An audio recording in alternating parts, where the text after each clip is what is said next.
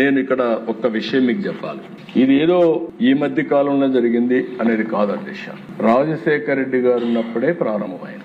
రాజశేఖర రెడ్డి గారు ఉన్నప్పుడు అధ్యక్ష ఇది 7 కొండలు కాదు 2 కొండలని ఉత్తర్వులు ఇచ్చాడు. ఆ ఉత్తర్వు కూడా 330 జీవో ఇచ్చాడు. ఆ జీవో ఇచ్చినప్పుడు మేమందరం కూడా గట్టిగా ఫైట్ చేశాం, అసెంబ్లీలో ఫైట్ చేశాం. కడాన్ని నేను మొక్కున్నాను, మళ్ళీ ఇది సాధించి మీ మొక్కు తీర్చుకుంటాను, నడిచి వస్తానని చెప్పి వెంకటేశ్వర స్వామి మొక్కుని ఫైట్ చేస్తే 2 సంవత్సరాల అధ్యక్ష 16/2/2005 జీవో ఇష్యూ చేసింది. ఎవరు ఇష్యూ చేశారు అధ్యక్ష?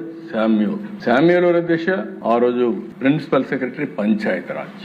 నేను ఎందుకు మళ్ళా ఈ మాట మాట్లాడుతున్నానంటే ఒక్కొక్కసారి డెలిబరేట్ గా ఏ విధంగా చేస్తారనేది ఎగ్జాంపుల్ ఇది. శామ్యూల్ ఇది క్రిస్టియన్, తప్పులేదు. కానీ బ్రిటిష్ వాళ్ళు కూడా తలపెట్టనటువంటి ఆలోచనకు నాంది పలికిన వ్యక్తులు వీళ్ళు. వాళ్ళ కమిట్మెంట్ ఉండొచ్చు, కానీ ఎప్పుడు కూడా మనం అందరం మాట్లాడితే దిశ 7 కొండలవాడ వెంకటరమణ గోవిందా గోవిందా ఇది స్లోగన్. 7 కొండలు ఆయన విన్నది మనందరి యొక్క మనోగతమే కాదు, అందరం కూడా అదే స్లోగన్ కింద వెళ్ళాం. అలాంటిది 2 కొండలు అని చెప్పి ఇచ్చి 2 ఏళ్లు దేశం అంతా ఆందోళన జరిగితే మళ్ళా రివైజ్ చేసి ఇచ్చారు. ఇప్పుడు ఆ పార్టీ మాట్లాడుతున్నారు, వాళ్ళు రివైజ్ చేసి దివ్యక్షేత్రం చేస్తే నేను అపోజ్ చేశానంట. కలలో కూడా చేయలేను అధ్యక్ష, ఇమాజిన్ చేయలేను. ఆ విషయం గుర్తుపెట్టుకోవాలి. నేను ఇదే అసెంబ్లీలో చెప్పా.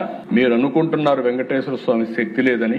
ఎవరైనా ఆయనకు అపచారం తలపెడితే నెక్స్ట్ జన్మ కాదు, ఈ జన్మలోనే మీరు పనిష్మెంట్ తీసుకుంటారనేది నా ప్రగాఢ విశ్వాసం. అది జరుగుతుందని చెప్పి కూడా నేను మీకు తెలియజేస్తాను. అలాంటి పవర్ఫుల్ డైటే అధ్యక్ష. కలియుగ వెంకటేశ్వర స్వామి, కలియుగ దేవుడు, అలాంటి దేవుడికి అపచారం చేయడం కరెక్ట్ కాదని చెప్పి కూడా నేను మీకు తెలియజేస్తున్నా.